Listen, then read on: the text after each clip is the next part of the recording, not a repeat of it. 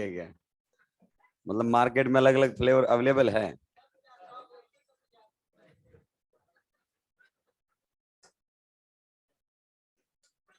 एक से बढ़ के एक महानुभाव बैठा हुआ है। चलिए, कहां तक बातें हो चली थी लास्ट क्लास में? क्या स्टार्ट किया था?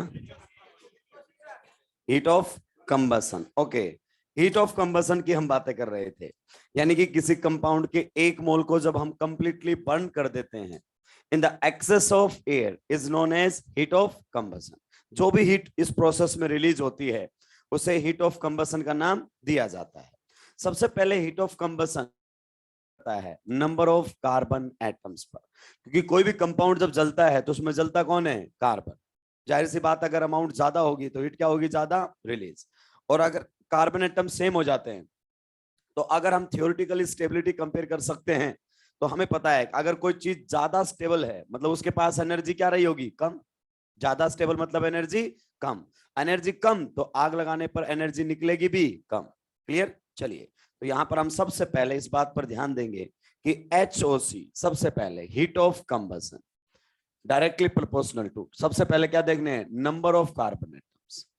नंबर ऑफ कार्बन एटम्स, और कई बार हम ये भूल जाते हैं। सबसे पहले हमें ये देखना है नंबर ऑफ कार्बन एटम्स। दूसरा, अगर अपन बात करना चाहें तो इनवर्सली प्रोपोर्शनल टू स्टेबिलिटी। अगर कोई चीज स्टेबल है मतलब उसके पास एनर्जी कम है, और एनर्जी कम है तो फिर निकलेगी भी कम। ये कब देखना है? If carbon atoms are same. If carbon atoms are same, ये हमें पता होना चाहिए। अगर कार्बन एटम सेम है तभी हमें ये कंपेयर करना है, वरना कंपेयर करने की कोई आवश्यकता नहीं है। चलिए, क्वेश्चंस आने दे आप लोगों के बीच में। पहला क्वेश्चन आ चुका है, ये लीजिए। आपको stability sorry heat of combustion का कंपैरिजन करना है। हीट ऑफ कंबसन सबसे पहले डिपेंड करती है number of carbon atoms.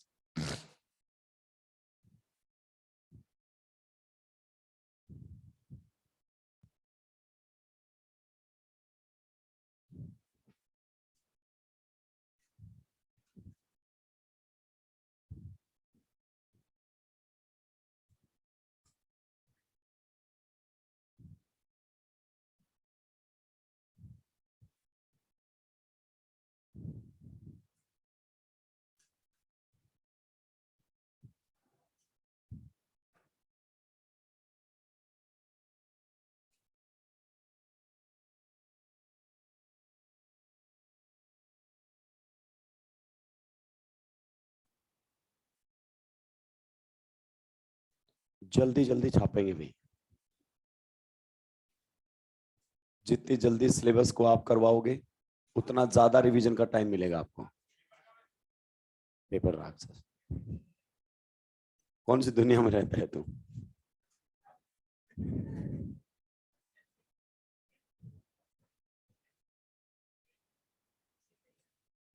NEET का नशा हो चुका है इसको। हाँ,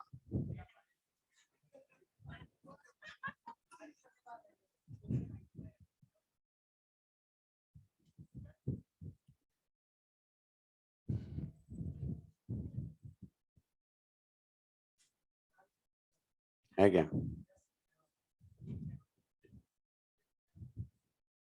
MBBS चाय वाला।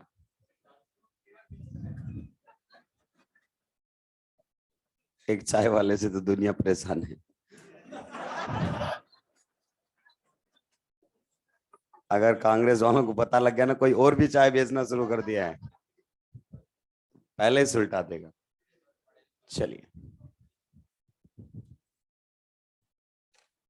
पहले क्वेश्चन के बारे में बताइए, आपके क्या ख्यालात हैं? देखिए, इसमें अगर अपन बात करें तो ये कोई अल्किन वल्किन तो है ही नहीं, लेकिन नहीं है तो क्या हुआ? हीट ऑफ कंबसन तो हम किसी का भी चेक कर सकते हैं। नंबर ऑफ कार्बन एटम्स पर डिपेंड करता है। सबसे ज्यादा किसका होगा? थर्ड, उसके बाद सेकेंड, उसके बाद फर्स्ट। कॉन्सेप्ट क्या इन्वॉल्व है बता सकते हैं? Yes, number of carbon atoms. इसमें अल्फा हाइड्रोजन मत काउंट करने लग जाना। क्लियर? क्योंकि यहां पर सबसे पहले क्या देखा जाता है? Number of carbon atoms. तो इसमें भी कौन रहेगा सबसे ज्यादा? थर्ड, उसके बाद सेकेंड, और उसके बाद फर्स्ट। ये लीजिए, नेक्स्ट क्वेश्चन आपके सामने आ चुका है। इसमें भी आप बताइए क्या रहेगा। देखिए, इसमें कितने कार्बन आपको दिखाई देंगे? 6। इसमें कितने कार्बन दिखाई दे रहे हैं 5, और इसमें कार्बन कितने हैं 4। ये लो खत्म हो गया। तो सबसे ज्यादा किस में रहेगा फर्स्ट, फिर किस में रहेगा सेकंड, और फिर किस में रहेगा थर्ड। नेक्स्ट क्वेश्चन का जवाब देंगे आप, किस में ज्यादा रहेगा। स्टेबिलिटी बताओ सबसे पहले। स्टेबिलिटी की अगर अपन बात करना चाहें तो first is more stable then second. आप समझ गए, एंडोसाइक्लिक पाई बॉन्ड है ये। कौन सा पाई बॉन्ड है, एंडोसाइक्लिक। अगर स्टेबिलिटी का ऑर्डर ये है तो एचओसी का ऑर्डर क्या होगा, उल्टा। Second is greater than first, second is greater than first. In fact हम ये जो स्टेबिलिटी ऑर्डर लिखते हैं ना, ये पहले एचओसी से ही आते हैं। हमें एचओसी वैल्यू पता होती है, फिर हम आगे बात बढ़ाते हैं। चलिए नेक्स्ट क्वेश्चन में अगर आप बात करें तो सभी में कार्बन एटम क्या है, सेम है कि नहीं है। तो बताइए क्या ऑर्डर रहेगा। सबसे पहले मुझे आप ऑर्डर बता दीजिए स्टेबिलिटी का। मैंने बोला था इसको ध्यान रख लोगे तो ही बेटर है। अल्फा एच है, 2 अल्फा हाइड्रोजन है। कितने अल्फा हाइड्रोजन है, 6 अल्फा हाइड्रोजन है। कितने अल्फा हाइड्रोजन है, 6 अल्फा हाइड्रोजन है। कितने अल्फा हाइड्रोजन है, 6 अल्फा हाइड्रोजन है। क्लियर। तो सबसे ज्यादा स्टेबल कौन सा रहेगा, 4, उसके बाद 3, उसके बाद 2, इसके बाद 1। देखिए इसमें तो 2 अल्फा एच है, सबसे पीछे चला गया। इनमें अल्फा एच बराबर है, इसमें एक्सटेंडेड टाइप, इन दोनों में क्रॉस टाइप। फिर ये है ट्रांस और वो है सिस।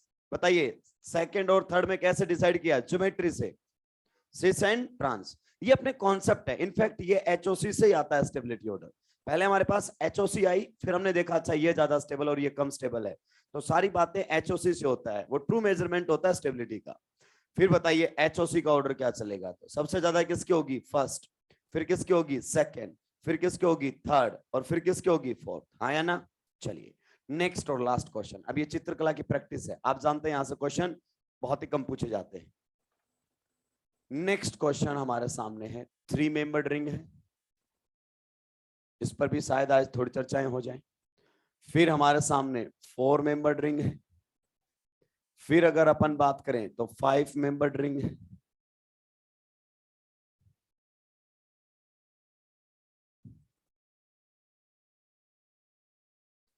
फिर हमारे सामने है 6 मेंबर्ड रिंग। इसमें आपको 2 बातें बतानी है, एक तो एचओसी बतानी है टोटल, और एक एचओसी पर CS2 यूनिट। एचओसी पर CS2 यूनिट आपको बात करनी है।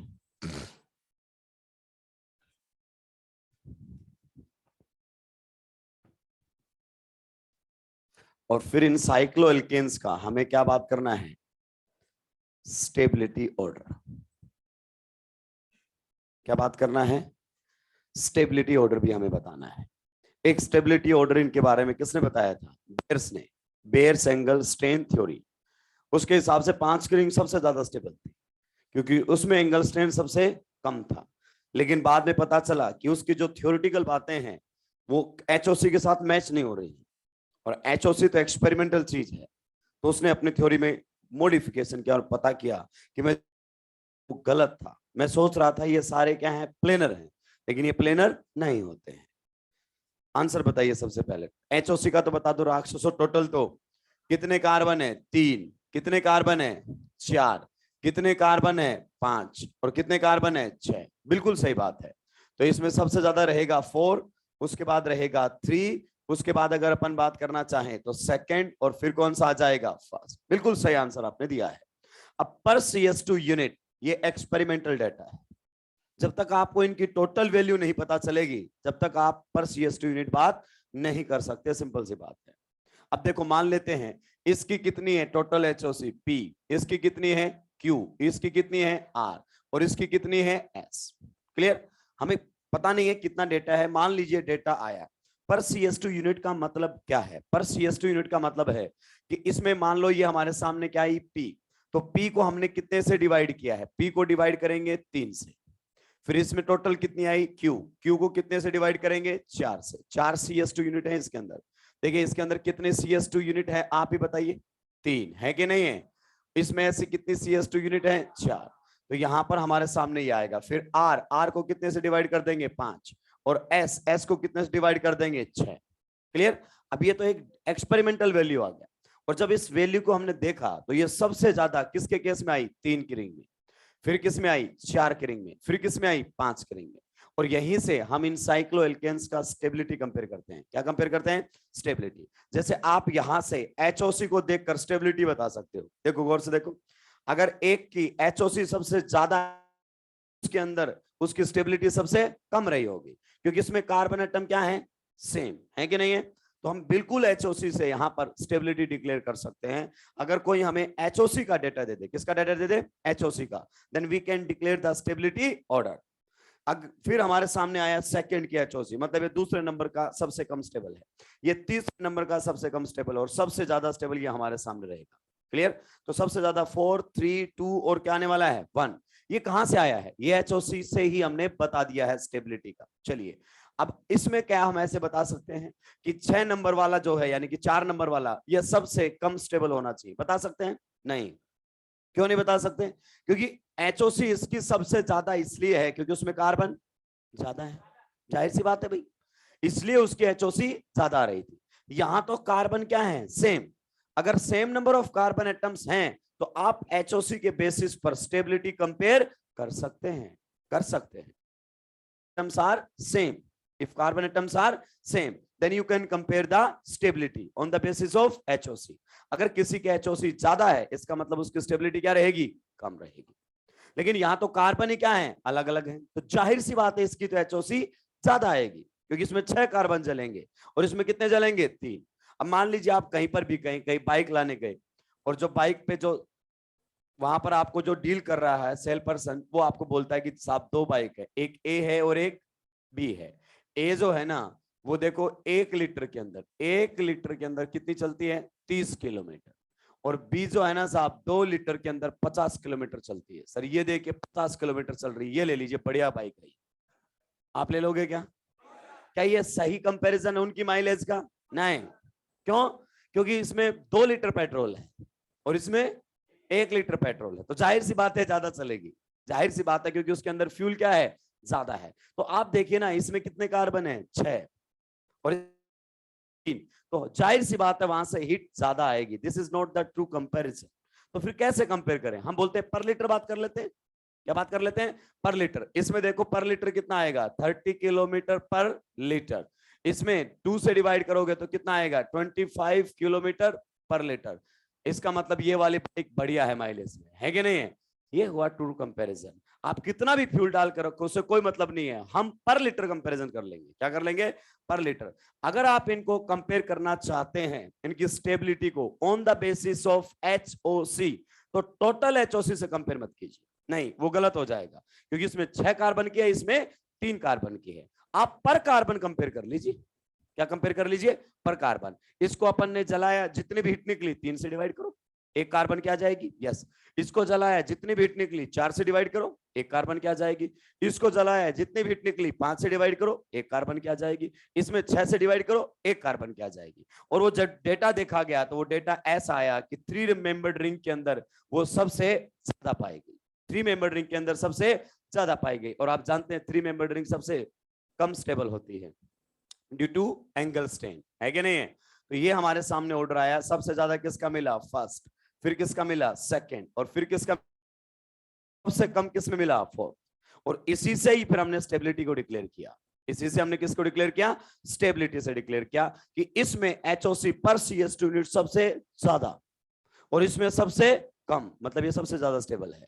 क्लियर? तो सबसे ज्यादा स्टेबल हमारे सामने आया 4, फिर आया 3, 2 और फिर आया 1। अब मैं आपको इतना सा बताना चाहता, ऑर्डर है ये कहां से आया है? ये पेयर्स एंगल स्ट्रेन थ्योरी से नहीं आया है, ये HOC पर CS2 यूनिट से आया है। कहां से आया है? HOC पर CS2 यूनिट से आया है। अगर डिफरेंट कार्बन का कोई कंपाउंड है तो उसमें आप स्टेबिलिटी तभी बता पाओगे जब आप HOC पर कार्बन देखोगे। क्या देखोगे? पर कार्बन। फिर कार्बन मैटर नहीं करेंगे, क्योंकि आपने कितने से कर दिया? डिवाइड कर दिया, यूनिटरी मेथड लगा दिया है। क्लियर? छापिए, क्वेश्चन अपना था हीट ऑफ कंबशन का, सुलटा दिया क्या? नेक्स्ट जो टॉपिक आने वाला है वो बहुत ही शानदार टॉपिक है भाई। क्या है? बहुत ही शानदार टॉपिक है। बस आपको मेरी बातों को ध्यान से सुनना है। क्या करना है? ध्यान से। पुरानी ख्यालों में खोए रहोगे तो परेशान रहोगे। अगर मेरी बातों को ध्यान से सुनोगे तो सारे क्वेश्चंस आपके बढ़िया तरीके से बन जाएंगे। नेक्स्ट टॉपिक का नाम है रेजोनेंस एनर्जी। क्या नाम है? रेजोनेंस एनर्जी आप जानते हैं, इसमें बहुत सारे बच्चे कंफ्यूज होते हैं और इसमें आंसर तक पहुंचने के लिए ढेर सारी ट्रिक्स लगाई जाती हैं और फिर उन्हीं ट्रिक्स के जाल में हम फंस भी जाते हैं। नंबर कौन सा है? 6, 7 है कि 6 है? क्वेश्चन नंबर नहीं पूछ रहा राक्षस, application number 6, resonance energy. Resonance energy या इसी को क्या बोल देते हैं? Delocalization energy. Resonance energy, delocalization energy, और इसी को ही कई बार क्या बोल देते हैं? Stabilisation energy. सारे इसी के नाम है। डीलोकलाइजेशन एनर्जी बोल दीजिए, रेजोनेंस एनर्जी बोल दीजिए, स्टेबलाइजेशन एनर्जी बोल दीजिए। सबसे पहले मैं आपको बता दूं, resonance energy can not be calculated. Resonance energy को कभी कैलकुलेट नहीं किया जा सकता। It can be estimated, estimate लगाया जा सकता है, इसका कैलकुलेशन नहीं होता है। आप बोलोगे सर कल तो आप करके चले गए थे, लास्ट क्लास में आपने बताया बेंजीन का कितना है 36, साइक्लोहेक्साडाइन 1.8, और आप आज मना कर रहे हैं कि कैलकुलेशन नहीं हो सकता। कोई एक्सप्लेन करेगा कैलकुलेशन क्यों नहीं हो सकता? क्योंकि इसकी डेफिनेशन में ये सारी चीजें आपको क्या हो जाएंगी? क्लियर हो जाएंगी। मैं जो डेफिनेशन बोलने वाला हूं उसमें आप 100% एग्री करेंगे कि यस सर, जन्म जन्मांतर से हम यही डेफिनेशन पढ़ रहे हैं, बस हमने इस पर थोड़ा सा ध्यान नहीं दिया। लिखिए, it is the energy difference, it is the energy difference, it is the energy difference between most stable resonating structure, it is the energy difference between most stable resonating structure, most stable resonating structure and resonance hybrid, and resonance hybrid। क्या यही definition आपने पढ़ी है कि most stable RS और resonance hybrid के बीच में जो एनर्जी डिफरेंस होता है उसे ही हम रेजोनेंस एनर्जी बोलते हैं। ड्यूरिंग रेजोनेंस मॉलिक्यूल कोई एनर्जी रिलीज नहीं करता है। कभी आपको लगे कि डीलोकलाइजेशन हो रहा है तो एनर्जी रिलीज हो रही होगी, ऐसा कुछ भी नहीं होता है। डीलोकलाइजेशन होने से मॉलिक्यूल को ऑलरेडी स्टेबिलिटी मिल जाती है। जो हम कैलकुलेशन करते हैं ना कि इतनी एनर्जी होनी चाहिए थी, वो हमारी गलती है। मॉलिक्यूल के पास उतनी एनर्जी कभी थी नहीं। अभी आपको पता चलेगा, धीरे धीरे सारी चीजें समझ में आएंगी, मैं आपको एक्सप्लेन करूंगा। यानी कि पहले इसकी डेफिनेशन से रिलेटेड बातें कर लेते हैं। दूसरा पॉइंट इसके अंदर लिखिए, resonance energy can never be calculated. Resonance energy can never be calculated.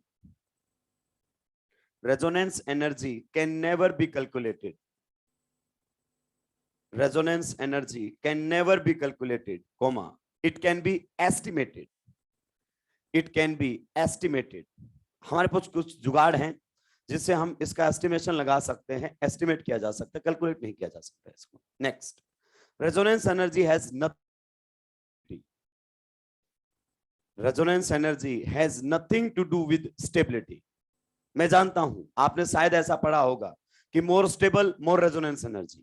कितने लोगों ने सुना है कि ज्यादा स्टेबल होगा तो ज्यादा एनर्जी, रेजोनेंस एनर्जी होगी? प्लीज इसको डिलीट कर दीजिए अपने दिमाग से। जितना जल्दी आप इसको डिलीट कर देंगे उतना ही आप सब्जेक्ट, और ये बातें जो फालतू की आप दिमाग में रखेंगे तो सब्जेक्ट से दूर चले जाएंगे। रेजोनेंस एनर्जी का मॉलिक्यूल की स्टेबिलिटी से कोई लेना देना नहीं होता है। अब सुनना, resonance energy has nothing to do with stability. Stability से लिंक मत करना इसको। बहुत सारे लोग लिख देते हैं मोर स्टेबल मतलब मोर रेजोनेंस एनर्जी, ना, कोई मतलब नहीं है। आप खुद समझेंगे इस बात को धीरे से। सबसे पहले मान लीजिए एनर्जी का ग्राफ ड्रॉ कर लेते हैं। सारी चीजें, पोटेंशियल एनर्जी का ग्राफ ड्रॉ कर लेते हैं। ये पोटेंशियल एनर्जी है। हम एसिटिक एसिड ले लेते हैं। क्या ले लेते हैं? Acetic acid. बहुत सारे बच्चों को ऑक्टेट पहचानने में दिक्कत आ रही है। जो भी दिक्कत आए खुल के बताएं। क्लियर क्या करें? खुल के बताएं। मकबूल को साथ लाने की जरूरत नहीं है। साहब तो सर मेरे को समझ में नहीं आया है कि सर इसको बता दो, इसको तो इस दिक्कत आ रही है। हाँ, देखिए सबसे पहले अगर अपन बात करें एसिटिक एसिड के अंदर हमारे सामने कुछ इस प्रकार की रेजोनेटिंग स्ट्रक्चर है। ध्यान से सुनना, ये अगर कोई एटम अपने नंबर ऑफ बॉन्ड्स कम करके पॉजिटिव चार्ज लाएगा तो उसका ऑक्टेट इनकम्प्लीट मिलेगा। जैसे कार्बन के नॉर्मली कितने बॉन्ड मिलते हैं? 4। 3 बॉन्ड के साथ पॉजिटिव चार्ज है, समझो इनकम्प्लीट ऑक्टेट है। मैं आपको थोड़ा सा आइडिया दे रहा हूं।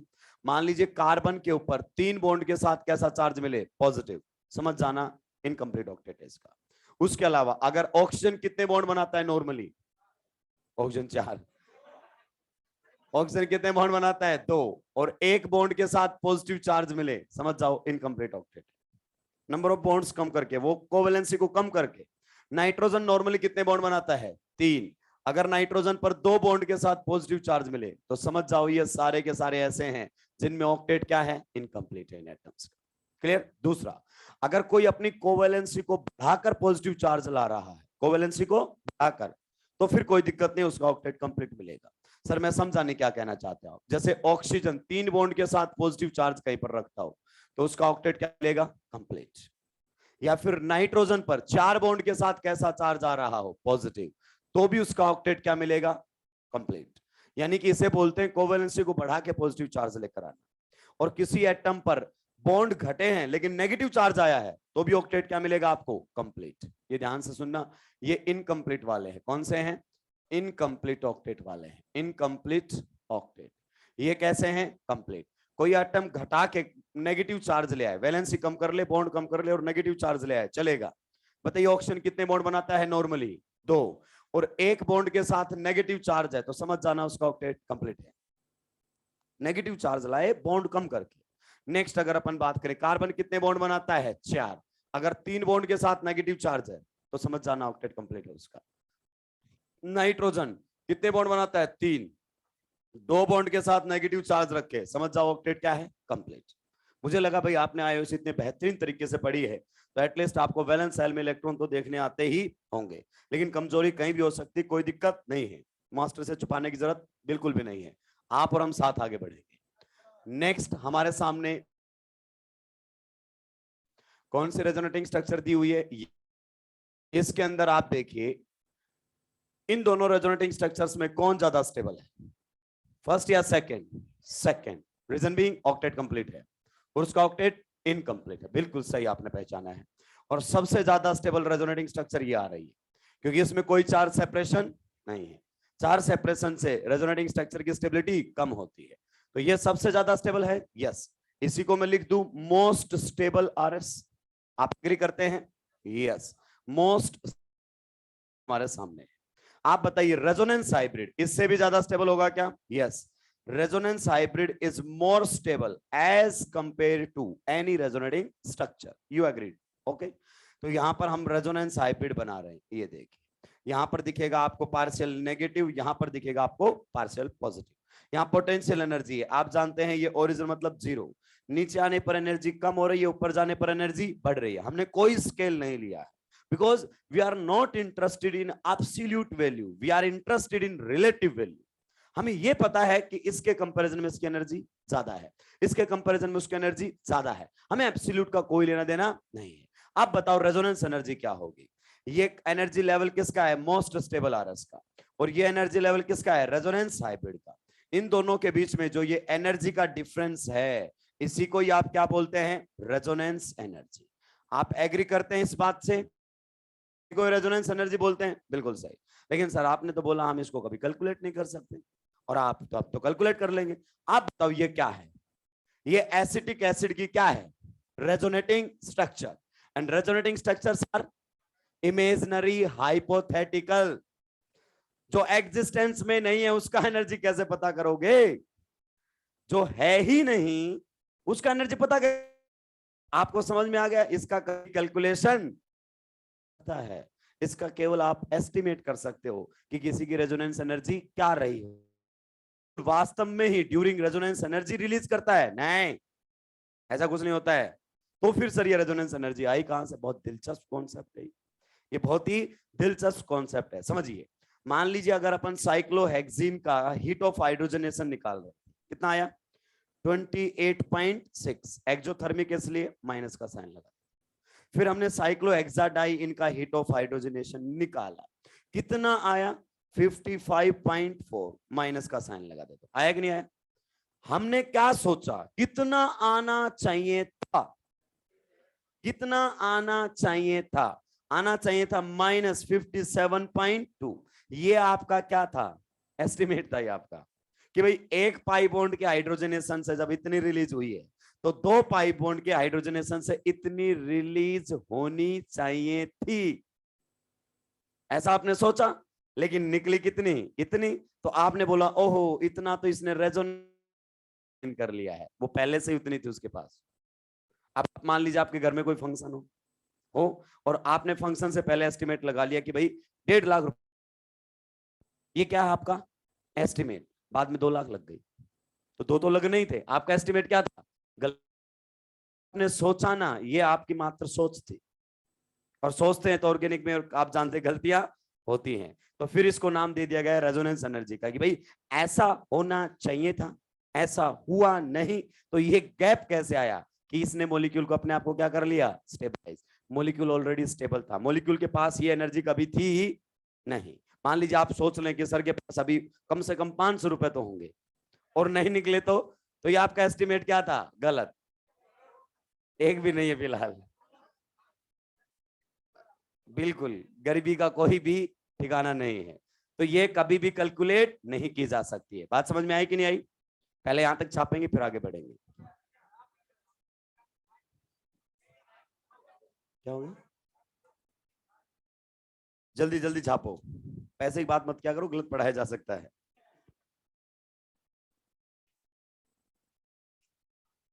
भावुक हो जाऊं, हाँ तुम भी तो पैसे कमाने के लिए यहाँ बैठे हो, सही है। समाज सेवा के दूसरे तरीके हैं बेटा,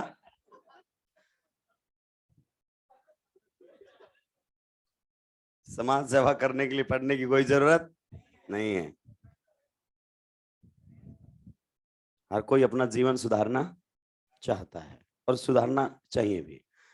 अल्टीमेटली मनी मैटर्स, कुछ दिनों बाद आपको ये समझ में आएगा। आ गया है क्या? अब महीना का अंतिम चल रहा है, अभी मेस वाले ने पैसे मांगने शुरू कर दिए, हॉस्टल वाले ने मांगने शुरू कर दिए, और आपने भी दोस्तों से मांगने शुरू कर दिए कि भाई 10 तक आ जाएंगे मेरे, कुछ दे दे मेरे को। तुम जो डॉक्टर बनोगे ना, वो खतरनाक वाले बनोगे। क्यों? क्योंकि तुम्हारे अंदर पैसे की भूख सबसे ज्यादा। जो भी पेशेंट आएगा, जितने भी 2 पार्ट है ना बॉडी में से, उसको एक को भेज दोगे कि भाई तेरा एक से काम चल रहा है, अभी मेरे को पैसे की बहुत जरूरत है, बाद में मेरे पास पैसे आएंगे मैं वापस लगा दूंगा, लेकिन अभी तो हटाने दे, पैसे ना मांगे। बहुत सारे लोग ऐसे होते हैं कि आजकल टेलीग्राम के थ्रू नंबर तो हर जगह चले गए, ऐसे ऐसे मैसेज भेजते हैं कि मेरा 150 रुपए का रिचार्ज कर दीजिए, मैं बहुत गरीब हूं। आपका कुछ नहीं बिगड़ेगा 150 रुपए में। अबे तू कितना गरीब है तूने तो बता दिया, मैं कितना गरीब हूं मैं किसको बताऊं? ऐसे आदमी को मैं तुरंत ब्लॉक करता हूं। देखिए मुझे समाज सेवा करने का कोई भी चाव नहीं है, अगर मुझे चैरिटी करनी है तो मैं अपने तरीके से करता हूँ, सिंपल सी बात। जैसे मैं नहीं बताता हूँ, नहीं नहीं, मेरे पास ऐसे, मुझे कोई ऐसी स्कीम पर विश्वास नहीं है जो अक्षय कुमार के पास थी, फिर तो भी मैं रातों रात ही करोड़पति बन जाता। चलिए सुलटा दिया है क्या, आगे बढ़ते हैं। अब सुनना रेजोनेंस एनर्जी के बारे में। नॉर्मली अगर जब आप रेजोनेंस एनर्जी को देखोगे, ऐसा कोई कोई फॉर्मूला नहीं है इसको कैलकुलेट करने का, ऐसा कोई करने का, लेकिन रेजोनेंस एनर्जी में कुछ ट्रेंड हमने ऑब्जर्व किए हैं। जैसे सबसे ज्यादा किन में मिलती है, एरोमेटिक कंपाउंड्स में। किन में मिलेगी? एरोमेटिक में गजब की रेजोनेंस एनर्जी आपको दिखाई देगी, मतलब उनका स्टेबलाइजेशन सबसे ज्यादा होता है। ये वो एनर्जी है जो हम ये सोचते हैं कि रिलीज हो गई, क्या हो गई, रिलीज। जितनी ज्यादा का स्टेबलाइजेशन उतना ज्यादा होगा, इतनी सी बात है। इनफैक्ट रियल में कभी ये रिलीज होती नहीं, क्योंकि मॉलिक्यूल के पास कभी होती नहीं है। नेक्स्ट उसके बाद हम देखते हैं एक्सटेंडेड कॉन्जुगेशन। क्या देखते हैं? Extended conjugation. अगर 2 टाइप की कॉन्जुगेशन आपको दिखाई दे और एक कैसे दिखाई दे, क्रॉस, तो किस में बेटर कॉन्जुगेशन होता है? एक्सटेंडेड में। तो एक्सटेंडेड में ज्यादा निकलेगी as compare to cross conjugation. और सबसे पीछे मिलेगा एंटी एरोमेटिक। कौन मिलेगा? Anti aromatic. कई बार तो हम ये भी बोल देते हैं कि एंटी एरोमेटिक कंपाउंड्स डीलोकलाइजेशन से डिस्टेबलाइज हो जाते हैं। क्या हो जाते हैं? डिस्टेबलाइज। हालांकि उनकी कहानी बहुत अलग है, आपके लेवल पर उसको डिस्कस नहीं किया जा सकता। आप समझने के लिए ऐसा बोल सकते हैं। अब सुनना ध्यान से। और अगर अपन बात करना चाहें बेटर डिलोकलाइजेशन, ये सबसे खतरनाक लाइन है भाई, better delocalisation. Better delocalisation means more resonance energy. Better delocalisation मतलब मोर रेजोनेंस एनर्जी। अगर किसी में बढ़िया डिलोकलाइजेशन होगा तो उस केस में अगर अपन बात करना चाहें रेजोनेंस एनर्जी भी ज्यादा होगा। Sir what do you mean by better delocalisation? मेरा मतलब है क्वालिटी वाइज। क्या बात मतलब है? क्वालिटी वाइज, कि अगर रेजोनेंस का क्वालिटी बेटर है। इनफैक्ट ये वर्ड मनगढ़ंत वर्ड है क्वालिटी वगैरह, यही कॉन्जुगेशन को कई बार हम क्वालिटी से रिलेट कर लेते हैं। क्वालिटी का वैसे कोई लेना देना है नहीं। आपको समझ में आ जाएगा कहां बेटर रेजोनेंस है और कहां बेटर रेजोनेंस नहीं। यही हमारे पास तरीके हैं। अगर आपने कहीं ये लिखा है resonance energy directly proportional to stability, ये कतई फर्जी है, इसका कोई लेना देना नहीं है। और पहले 1 से 2 क्वेश्चन में आपको इसका एहसास करवा दिया जाएगा। चलिए पहला क्वेश्चन लेकर आपके बीच में हाजिर हूं। पहला क्वेश्चन हमारे सामने है एसिटिक एसिड। पहला क्वेश्चन हमारे सामने है एसिटिक एसिड। एसिटिक एसिड और सोडियम एसीटेट की रेजोनेंस एनर्जी का कंपैरिजन करना है। एसिटिक एसिड और सोडियम एसीटेट की रेजोनेंस एनर्जी का कंपैरिजन आपको करना है। ये नंबर 1 है, ये नंबर 2 है।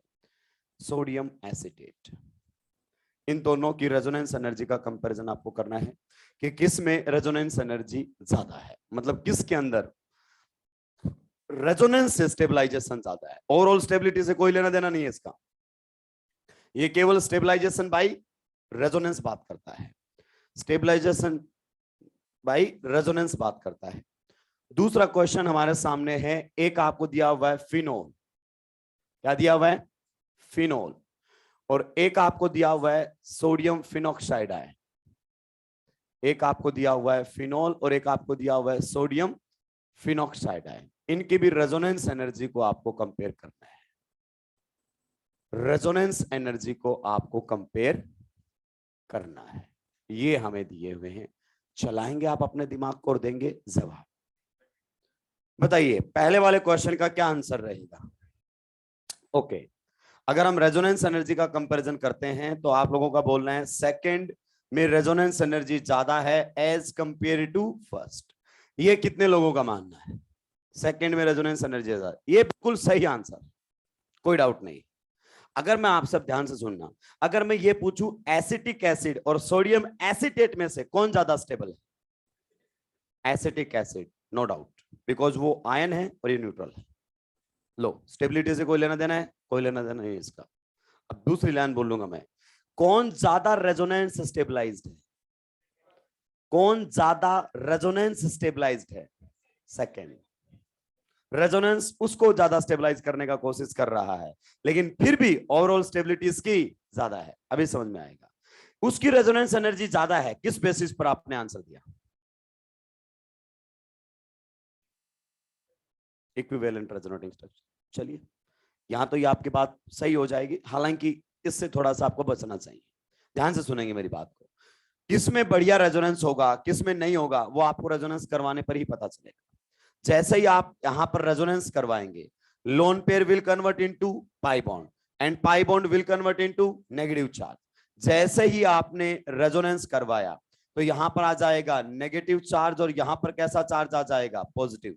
You will see charge separation. ये देखिए यहां से रेजोनेंस होते क्या आ गया है? Charge separation. और चार्ज सेपरेशन अच्छा नहीं होता है। अगर रेजोनेंस करवाने पर चार्ज सेपरेशन हो रहा है तो वहां पर आपको रेजोनेंस के द्वारा स्टेबलाइजेशन कम देखने को मिलेगा, वहां बेटर रेजोनेंस आपको देखने को नहीं मिलेगा। ये पता होना चाहिए। ये एक्सप्लेनेशन बहुत जगह काम करेगी। लेकिन जब आप यहां पर रेजोनेंस करवाएंगे, देखिए negative will convert into pi bond and next pi bond will convert into negative charge. तो यहां पर आपको कोई चार्ज सेपरेशन देखने को नहीं मिलेगा। अब कुछ लोग बोलेंगे सर यहां भी तो प्लस माइनस, अबे Na प्लस से कोई फर्क नहीं पड़ रहा है। दिस इज ए स्पेक्टेट्रायन, ये इस मॉलिक्यूल का हिस्सा ही नहीं है। ये देख प्लस माइनस दिखाई दिया, यस, यहां पर कोई चार्ज सेपरेशन नहीं है क्योंकि एक ही माइनस है, दूसरा प्लस ही नहीं है कहीं। So there is no charge separation. तो एक रेजोनेंस ऐसा है जिसमें होने पर चार्ज सेपरेशन ना हो रहा हो, और एक रेजोनेंस ऐसा है जिसके होने पर चार्ज सेपरेशन हो रहा हो। तो चार्ज सेपरेशन वाले में रेजोनेंस एनर्जी आपको कम ऑब्जर्व होगी, वहां पर रेजोनेंस के द्वारा स्टेबलाइजेशन कम ऑब्जर्व होगा। अब मैं आपसे दो क्वेश्चन पूछना चाहता हूं। कितने क्वेश्चन पूछना चाहता हूं? दो। बहुत ही इत्मीनान से सुन के जवाब देना है।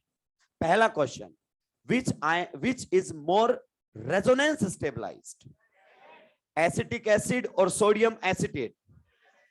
Sodium acetate definitely.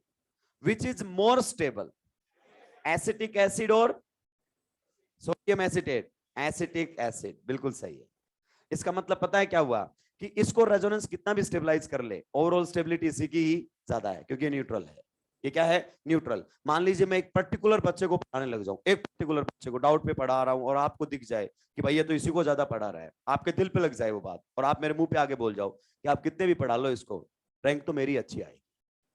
समझे इस बात को, कि मेरे पढ़ाने से उसकी रैंक नहीं बढ़ सकती। हालांकि मैं पढ़ा उसको ज्यादा रहा हूं, लेकिन रैंक फिर भी किसकी ज्यादा आ सकती है? आपकी। तो रेजोनेंस पूरी कोशिश कर रहा है कि ये ज्यादा स्टेबल हो जाए, लेकिन ओवरऑल स्टेबिलिटी किसकी है? इसी की ज्यादा है। चलिए नेक्स्ट। अभी मैंने जो आपने बोला ना, वो मैंने बोला नहीं है, क्योंकि मैं बहुत सारे क्वेश्चंस को इससे एक्सप्लेन करना चाहूंगा। बताइए, फिनॉक्साइड आयन में जब रेजोनेंस होगा तो आपको कोई चार्ज सेपरेशन देखने को मिलेगा क्या? No, there is no charge separation, there is no charge separation, you can see it. ये मत बोलना कि सर ये क्या है, ये चार्ज सेपरेशन नहीं है। अगर इसको हटा भी दूं तो कोई फर्क पड़ेगा क्या? कोई फर्क नहीं पड़ने वाला है। क्लियर? फिर मैं इसको केवल फिनॉक्साइड आयन बोल दूंगा। क्या बोल दूंगा? Phenoxide ion. तो आप जानते हैं Na+ तो स्पेक्टेट्रा आयन, उसका कोई लेना देना नहीं है, उसका तो रेजोनेंस के अंदर इन्वॉल्वमेंट ही नहीं बेचारे का। यहां पर देखिए, लेकिन जैसे ही आप फिनोल में रेजोनेंस करवाओगे, lone pair will convert into pi bond, and pi bond will convert into negative charge. आपको तुरंत क्या दिखाई देगा? चार्ज सेपरेशन दिखाई देगा कि नहीं देगा? यस। और चार्ज सेपरेशन अच्छा नहीं होता है। इसका मतलब यहां पर भी अगर इसको हम बोल देते हैं फर्स्ट और इसको बोल देते हैं सेकंड, तो रेजोनेंस एनर्जी किसकी ज्यादा होगी? यहां पर भी सेकंड की, एज कंपेयर टू फर्स्ट। हाँ या ना? यस। तो चार्ज सेपरेशन से रेजोनेंस एनर्जी कम मिलेगी आपको। बिना चार्ज सेपरेशन के रेजोनेंस हो रहा होगा तो बढ़िया मिलेगी। अब देखो, मैं चाहता ना बेटा तो एक लाइन बोल देता और आप सारे खुश हो जाते कि ये दोनों रेजोनेटिंग स्ट्रक्चर क्या है? इक्विवेलेंट। क्या है? इक्विवेलेंट आरएस है। हालांकि एक्सप्लेनेशन बिल्कुल सही है, लेकिन इसको बोल के बस मैं इसी को एक्सप्लेन कर पाता, लेकिन मैंने चार्ज सेपरेशन बोल के बहुत सारे क्वेश्चंस को एक्सप्लेन कर दिया है। आगे बात समझ में? चलिए नेक्स्ट क्वेश्चन अब आपके सामने आ रहे हैं। दिमाग आपके पास है और चलाइएगा।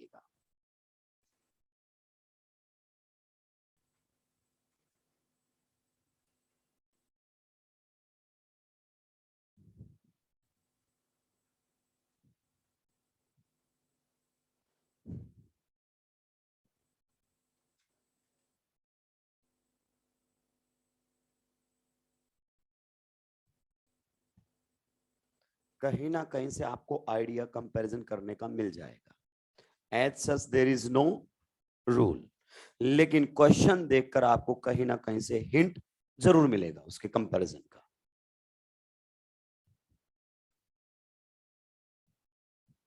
इधर वाला साफ कर सकता हूं, ऊपर वाला ये।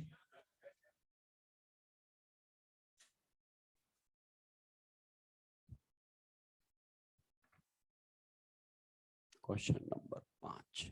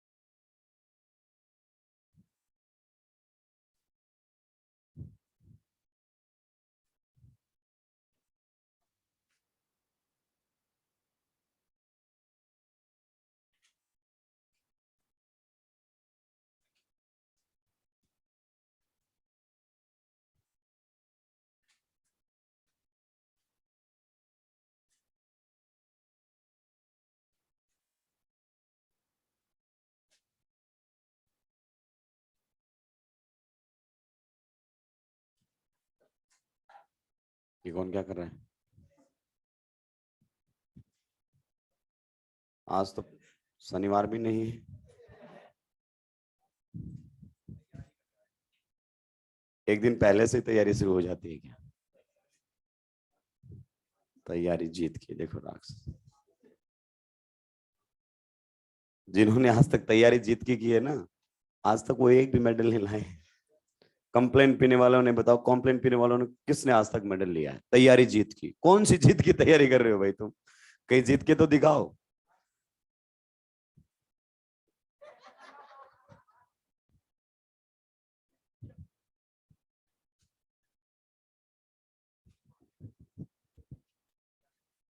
चलिए क्वेश्चंस आपके सामने आ गए हैं,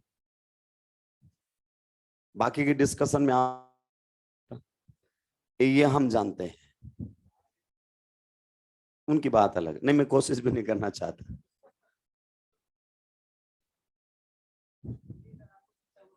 हाँ, चलिए पहले क्वेश्चन का आंसर दीजिए। क्वेश्चन नंबर 3 आप लोगों के सामने अनसोल्व है। फर्स्ट की रेजोनेंस एनर्जी ज्यादा है सेकंड से, या फिर सेकंड की ज्यादा है फर्स्ट से? फर्स्ट की ज्यादा है सेकंड से, कितने लोगों का मानना है? ओके। सेकंड की ज्यादा है फर्स्ट से, ये कितने लोगों का मानना है? ये भी कुछ लोगों का मानना है। ओके, इस पर बाद में आते हैं। यहां बात करते हैं अगले क्वेश्चन में। फर्स्ट की ज्यादा है सेकंड से, ये कितने लोगों का मानना है? मैक्सिमम का यही मानना है। सेकंड की ज्यादा है फर्स्ट से, ये कितने को मानना है? ये एक का भी, एक दो का मानना है। चलिए देखिए, यहां पर ये आंसर क्या है? बिल्कुल सही। और यहां पर भी आंसर बिल्कुल सही। ये गलत है और ये गलत है। बेटा क्या है ना, ईएन तुम्हारे दिमाग पे कुंडली मार के बैठा है और बोलेगा दो चार जब तक मैं गलत नहीं करवा दूं ना, तब तक भी तेरे गुर्दों को ठंडक नहीं पहुंचेगी। आप बताइए, फ्लोरीन और क्लोरीन में से कौन बढ़िया रेजोनेंस कर सकता है? No doubt fluorine. नहीं सर, मैंने ईएन देखा। तूने यहां भी ईएन देखा और तूने यहां भी ईएन देखा। तू चमत्कारी चीज है, ग्रुप में भी ईएन देखता है, पीरियड में भी ईएन देखता है, हर जगह ईएन देखता है। हाँ सर, मेरे को ईएन के अलावा कुछ दिखता ही नहीं है। बताइए, यहां पर जब ये रेजोनेंस करेगा तो पाई बॉन्ड बनेगा कि नहीं बनेगा? कौन सा पाई बॉन्ड बनेगा? 2p पाई 2p पाई, हाँ या ना? और जब क्लोरीन डिलोकलाइजेशन करेगा तो कौन सा बनेगा? 2p पाई 3p पाई। बताइए कौन सी बॉन्डिंग बढ़िया होती है, ये या ये ओवरलैपिंग बेहतरीन होती है। मैंने आपको बताया था ग्रुप में ओवरलैपिंग डिसाइड करती है, या साइज आप बोल दीजिए, कई बात है। तो इस केस में पहले की रेजोनेंस एनर्जी दूसरे से क्या है? ज्यादा है। इसे बोलते हैं बेटर डिलोकलाइजेशन। क्या बोलते हैं? Better delocalisation. नेक्स्ट में अगर अपन बात करें तो देखो, ये भी एरोमेटिक है, यस। ये भी एरोमेटिक है, यस। बहुत बढ़िया बात है। फिर इसमें भी दो पाई बॉन्ड सब सेम दिख रहा है। फर्क कितना है कि इसमें नाइट्रोजन का लोन पेयर डिलोकलाइज है और इसमें ऑक्सीजन का लोन पेयर डिलोकलाइज है। बताइए किसका लोन पेयर इजीली डिलोकलाइज होगा? अब ये सेम पीरियड के हैं, ओवरलैपिंग क्या मिलेगी? सेम 2p पाई 2p पाई 2p पाई 2p पाई। आगे बात समझ में? तो यहां ईएन देखना पड़ेगा और ये पैटर्न डिलोकलाइजेशन करेगा, इसलिए फर्स्ट की ज्यादा है सेकंड से। क्लियर? चलिए देखिए, जब मैंने आपको प्लस आर का ऑर्डर समझाया था ना हेलोजेंस के केस में, कंपैरिजन ऑफ प्लस आर, बहुत सारे लोग भूल गए थे यहां पर। लेकिन जब उसको सीखने की कोशिश की तो अगर आप थोड़े से एफर्ट्स डालेंगे तो सब्जेक्ट सुधरेगा। नेक्स्ट क्वेश्चन के बारे में क्या ख्यालात है? सेकंड और फर्स्ट में किसकी ज्यादा है? इसमें तीनों पाई बॉन्ड एक्सटेंडेड और इसमें क्या है? क्रॉस। बेटर कॉन्जुगेशन किसमें होता है? एक्सटेंडेड। तो फर्स्ट की रेजोनेंस एनर्जी सेकंड से क्या है? ज्यादा है कि नहीं है? अब देखो इसके अंदर, यहां पर अगर अपन बात करें तो ये क्या है? एरोमेटिक। और ये कैसा है? Non aromatic. और ये कैसा है? Anti aromatic. एंटी एरोमेटिसिटी तो बर्बाद ही कर देता है। क्लियर? तो सबसे ज्यादा रेजोनेंस एनर्जी फर्स्ट, फिर सेकेंड और फिर थर्ड। बताया था कि नहीं बताया था कि एरोमेटिक सबसे आगे और एंटी एरोमेटिक सबसे पीछे रहता है रेजोनेंस एनर्जी में। नेक्स्ट क्वेश्चन के बारे में क्या ख्यालात है? इसका क्या कहना आपका? Non aromatic. और ये कैसा है? Anti aromatic. तो फर्स्ट की रेजोनेंस एनर्जी सेकंड से क्या है? ज्यादा। क्लियर? चलिए नेक्स्ट क्वेश्चन, बहुत ही शानदार क्वेश्चन हमारे सामने है, लेकिन नीट के दायरे से थोड़ा सा बाहर जाता हुआ। नीट इन पर बात नहीं करना चाहता है। नीट केवल और केवल सिंपल क्वेश्चंस पर बात करना चाहता है। देखिए अगर आपके सामने इस टाइप की फ्यूज्ड रिंग, सर पहले तो ये बताओ ये फ्यूज्ड रिंग क्या होती है।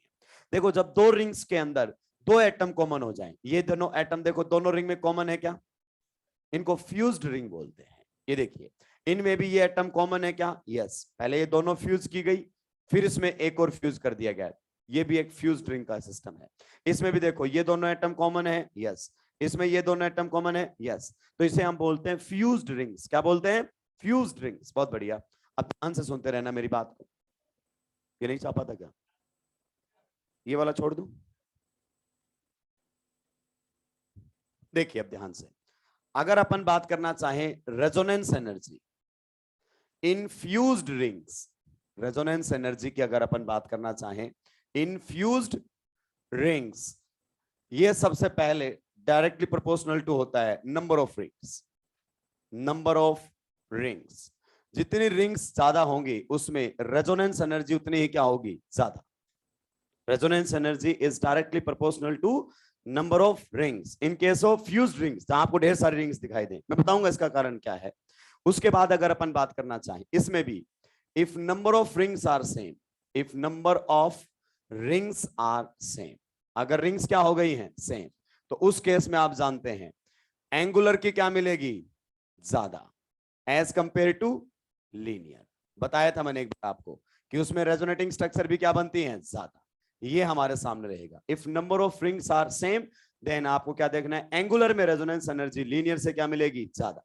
अगर अपन इनका रेजोनेंस एनर्जी का कंपैरिजन करना चाहें, बताइए पहले को हम क्या बोलते हैं, बेंजीन। क्या बोलते हैं, बेंजीन।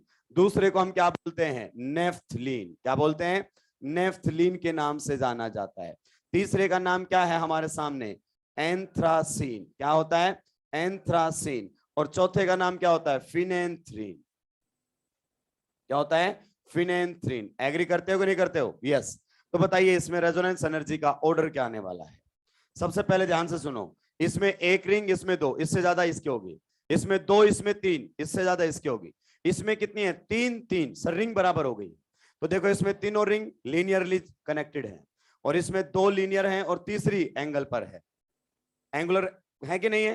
तो इस केस में जब नंबर ऑफ रिंग्स बराबर हो जाएं, तो ये देखो कोई एंगल पर चली गई है क्या, तो उस केस में नंबर ऑफ रेजोनेटिंग स्ट्रक्चर भी ज्यादा बनेगी और रेजोनेंस एनर्जी भी ज्यादा होगी। इसकी बताइए प्रिंसिपल रेजोनेटिंग स्ट्रक्चर्स कितनी होती हैं, 4, और इसमें principle number of resonating structures कितनी होती है, 5। क्लियर। तो यहां से आप बोल सकते हैं सबसे ज्यादा किसकी होगी, 4th, उसके बाद किसकी होगी, 3rd, उसके बाद कौन सा होगा, 2nd, और उसके बाद कौन सा होगा, 1st। बताइए किसी को कोई दिक्कत आपत्ति परेशानी है क्या। अब आप बोलोगे सर ये आपने कहां से निकाला है जुगाड़। अबे देख इसमें कितने पाई बॉन्ड है टोटल, 3, इसमें टोटल, इसमें टोटल। तो जाहिर सी बात है कॉन्जुगेशन ज्यादा होगा तो डिलोकलाइजेशन क्या होगा, ज्यादा। तो रेजोनेंस एनर्जी भी क्या होगी, ज्यादा। तो नंबर ऑफ रिंग्स जब बढ़ती चली जाती हैं तो ऑटोमेटिक पाई बॉन्ड बढ़ते चले जाते हैं, ऑटोमेटिक पाई बॉन्ड बढ़ते चले जाते हैं। चलिए अब एक क्वेश्चन और आप लोगों के बीच में है, नेक्स्ट क्वेश्चन नंबर 9। मान लीजिए आपके सामने ये दिया हुआ है, इसको हम बोलते हैं नेफ्थलीन। क्या बोलते हैं, नेफ्थलीन। और ये कंपाउंड्स होते हैं बाइफिनाइल। कौन से कंपाउंड्स होते हैं, बाइफिनाइल। इनकी रेजोनेंस एनर्जी आपको कंपेयर करनी है, इनकी रेजोनेंस एनर्जी आपको क्या करनी है, कंपेयर। इनकी जो रेजोनेंस एनर्जी है आपको कंपेयर करनी है। जरा मुझे कंपेयर करके बताओ किसकी रेजोनेंस एनर्जी ज्यादा होगी, किसकी ज्यादा होगी, फर्स्ट की या सेकंड की। रेजोनेंस एनर्जी कुछ लोगों का मानना है फर्स्ट की ज्यादा है सेकंड से, ओके। कुछ लोगों का मानना है कि सेकंड की ज्यादा है फर्स्ट से, ओके। फर्स्ट की ज्यादा है सेकंड से, कितने लोगों का मानना है, काफी लोगों का मानना है। सेकंड की ज्यादा है फर्स्ट से, ये कितने लोगों का मानना है, ये भी काफी लोगों का मानना है। And this is correct answer, and this is incorrect answer. किस बेसिस पर आपने फर्स्ट का ज्यादा रखा, कोई बेस। कितने पाई बॉन्ड है टोटल, कितने हैं टोटल, बताइए। सिंपल था कि नहीं था, बस ध्यान ही नहीं दिया। और मैंने आपको बताया भी था इसमें इंडिविजुअल करंट चलता है, 6 पाई इलेक्ट्रॉन्स का अपना एक करंट है, इसमें भी 6 पाई इलेक्ट्रॉन्स का अपना एक करंट है। यानी कि फ्यूज्ड से ज्यादा रेजोनेंस एनर्जी किसकी होती है? आइसोलेटेड रिंग्स की। ये रिंग कैसी है? फ्यूज्ड। ये रिंग कैसी है? फ्यूज्ड। और ये रिंग कैसी है? आइसोलेटेड। आइसोलेटेड की फ्यूज से भी क्या होती है? ज्यादा होती है। आइसोलेटेड की फ्यूज से भी क्या होती है? ज्यादा। किसी को भी डाउट है क्वेश्चन नंबर 9 में तो मुझसे पूछ सकता है। किसी को भी डाउट है तो क्वेश्चन नंबर 9 एक आखिरी क्वेश्चन में करवाना चाहता हूं और टोटली आउट ऑफ बॉक्स जाकर करवाना चाहता हूं। क्यों? क्योंकि गलती से अगर आपके मेजर वगैरह में क्वेश्चन डल गया तो एक क्वेश्चन के गलत होने से हमारा कॉन्फिडेंस गिर जाता है, हालांकि उनके नीट में आने के चांसेस नहीं है। एक और कॉन्सेप्ट होता है रेजोनेंस एनर्जी पर रिंग। सुना है क्या आपने? नहीं सुना है? छोड़ो फिर, कोई मतलब नहीं है। अगर पढ़ाई नहीं है तो बहुत बढ़िया है। जिस भी सर ने नहीं पढ़ा है मैं उसकी तारीफ करता हूं, क्योंकि नीट में आने के लायक ये नहीं है। अगर आपने पढ़ा होता तो मुझे पढ़ाना पड़ता। चलिए, तो नेक्स्ट हमारे सामने टॉपिक आएगा इन explaining the stability of intermediates. Application next. Resonance energy हमने सुलटा दी, बताई देता हूं, मैंने नीचे वाले बैच में बता दिया। देखो कंट्रोल नहीं है, ये लो 2 ही कौड़ी का है, टाइम नहीं लगने देंगे अपन। कॉन्सेप्ट बिल्डिंग ऐसे चलती है कि एक चीज दूसरे से ऑटोमेटिक क्या रहेगी? कनेक्टेड। परेशान होने की जरूरत ही नहीं पड़ेगी आपको। अब इससे ज्यादा आपको कहीं परेशान होने की जरूरत है भी नहीं। पूरा जेई का लेवल तैयार करवा दिया तुमने रात धीरे धीरे करके। ये देखिए, ये हमारे सामने सबसे पहले हमारे सामने रहेगा रेजोनेंस एनर्जी, फिर हमारे सामने रहेगा रेजोनेंस एनर्जी पर रिंग, रेजोनेंस एनर्जी पर रिंग, और फिर इनका एरोमेटिसिटी का ऑर्डर रहेगा। एरोमेटिसिटी का ऑर्डर किसका ऑर्डर रहेगा? एरोमेटिसिटी का ऑर्डर रहेगा। ये आपको बताना है।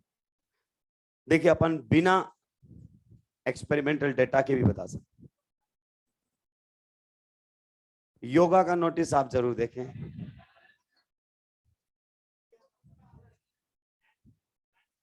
हाँ, राक्षस अलग अलग फैंटेसी लेके बैठे। देखिए, सबसे पहले रेजोनेंस एनर्जी का ऑर्डर बताइए। सबसे ज्यादा थर्ड है कि नहीं है? उसके बाद सेकंड, एब्सोल्युटली करेक्ट। उसके बाद फर्स्ट। कहां से निकाला आपने?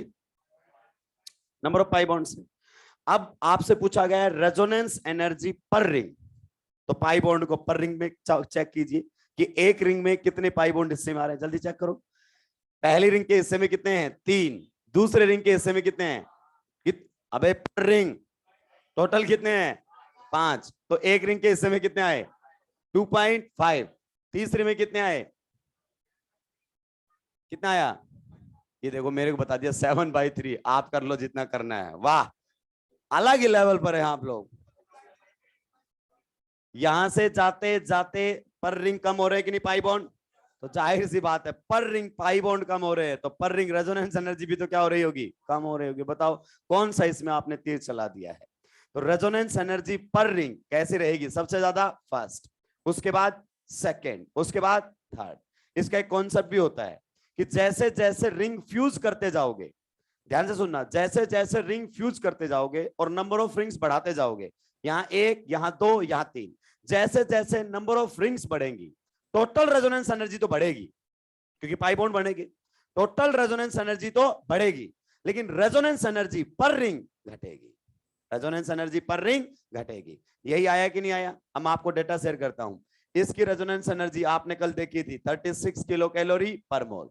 अब आपको रेजोनेंस एनर्जी का मतलब, इसको हम माइनस में लेते हैं। क्लियर? चलिए, इसमें होता है लगभग 61 और इसमें होता है लगभग 81। ये देख लो, डेटा भी यही कहता है कि पर रिंग सबसे ज्यादा रेजोनेंस एनर्जी इसकी है, फिर इसकी है, फिर इसकी है। क्या हमें डेटा याद करने की जरूरत है?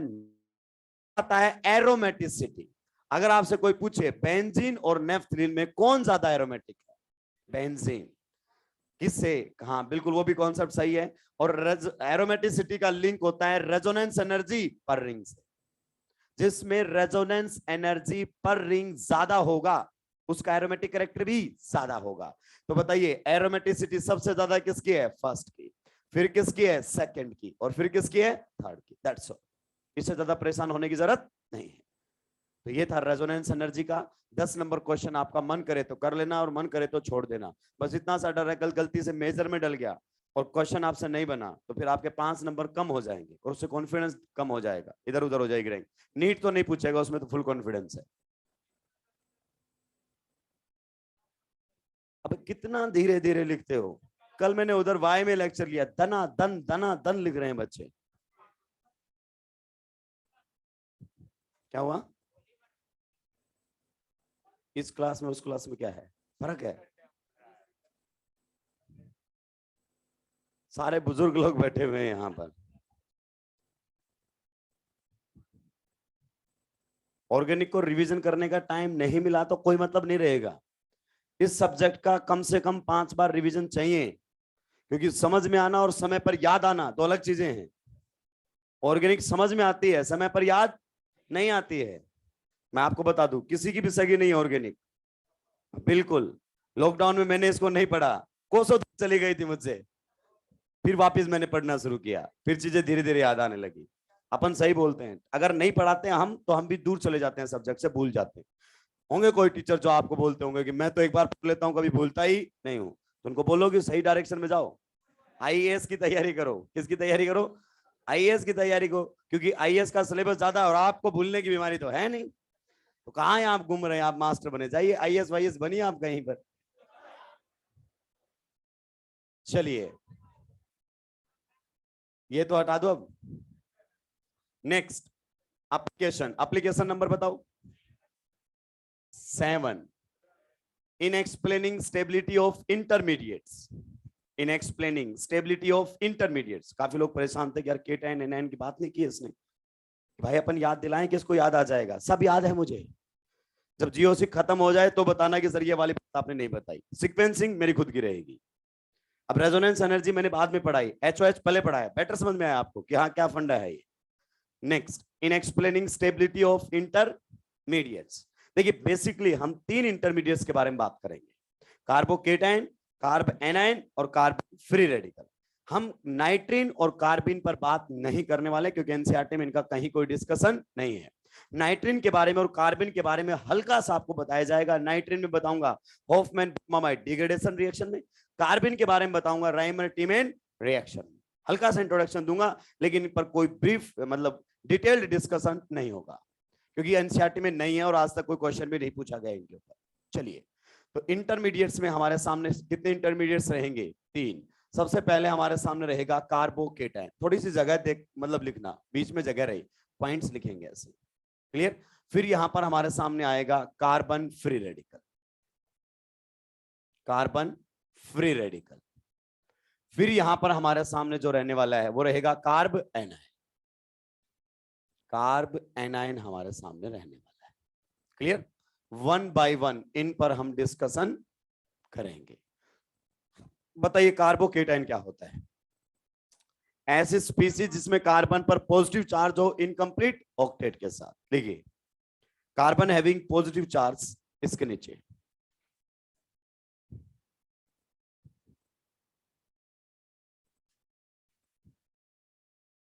Carbon having positive charge with incomplete octet is known, are known को मारो गोली। Carbon having positive charge with incomplete octet, अगर कार्बन पर पॉजिटिव चार्ज है इनकम्प्लीट ऑक्टेट के साथ तो उसी को क्या बोलते हैं? Carbocation.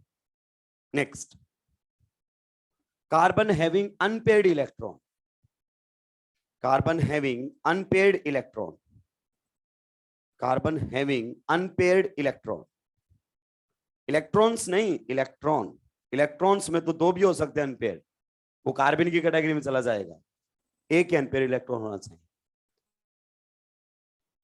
Carbon having negative charge with complete octet, carbon having negative charge with complete octet. अगर कार्बन के ऊपर नेगेटिव चार्ज है इसका मतलब उसका ऑक्टेट क्या है? कंप्लीट। परेशान होने की जरूरत नहीं है।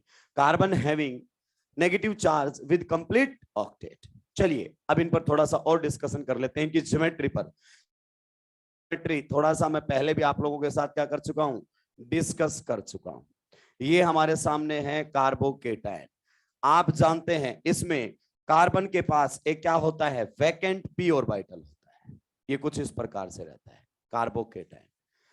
आई बात समझ में? तो इसकी जो ज्योमेट्री होती है ट्राइगोनल प्लेनर। कैसी होती है? Trigonal planar. हाइब्रिडाइजेशन स्टेट बताइए इसकी क्या रहेगी? sp2। sp3 नहीं राक्षस, sp2। कितने सिग्मा बॉन्ड? 1 2 3 है कि नहीं है? बिल्कुल। बताइए इसके वैलेंस शेल में कितने इलेक्ट्रॉन्स हैं? 3 बॉन्ड बनाए हुए हैं, मतलब कितने इलेक्ट्रॉन्स हैं? 6। कितने इलेक्ट्रॉन्स हैं? 6। एग्री करते हैं? यस। तो सबसे पहले तो ये sp2 है, पहले इसके बारे में लिखेंगे। ज्योमेट्री कैसी है? Trigonal planar. कैसी है? ट्राइगोनल प्लेनर हमारे सामने है।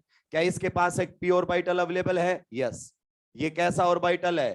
P orbital. और इसी के थ्रू तो ये कॉन्जुगेशन में जाता था, इसी के थ्रू तो पॉजिटिव चार्ज को डिलोकलाइज करता था। क्लियर? तो इसके पास एक पी ऑर्बिटल होता है। ट्राइगोनल प्लेनर इसकी क्या है? ज्योमेट्री है। बताइए वैलेंस सेल में कितने इलेक्ट्रॉन्स हैं? 6 electrons in valence shell. 6 electrons in valence shell. साथ के साथ लिखते रहो इनको, नर्सर से पढ़ते आ रहे हो।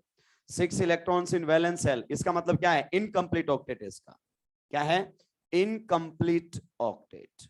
इनकम्प्लीट ऑक्टेट का मतलब आप क्या समझते हैं? इनकम्प्लीट ऑक्टेट का मतलब सर मैं समझा कि ये इलेक्ट्रोफाइल है। क्या है? इलेक्ट्रोफाइल। जब भी कार्बोकेटायन रिएक्शन के अंदर बनेगा then it will accept electrons, electrophile की तरह काम करेगा। और कितने इलेक्ट्रॉन्स एक्सेप्ट कर सकता है आप बताइए? 2 इलेक्ट्रॉन्स की जरूरत है सिर्फ, सख्त जरूरत है 2 इलेक्ट्रॉन्स की। और जो पेयर ऑफ इलेक्ट्रॉन्स को एक्सेप्ट करे वो लुईस एसिड होता है। क्या होता है? Lewis acid. तो ये किसकी तरह बिहेव करता है? ये लुईस एसिड की तरह बिहेव करता है।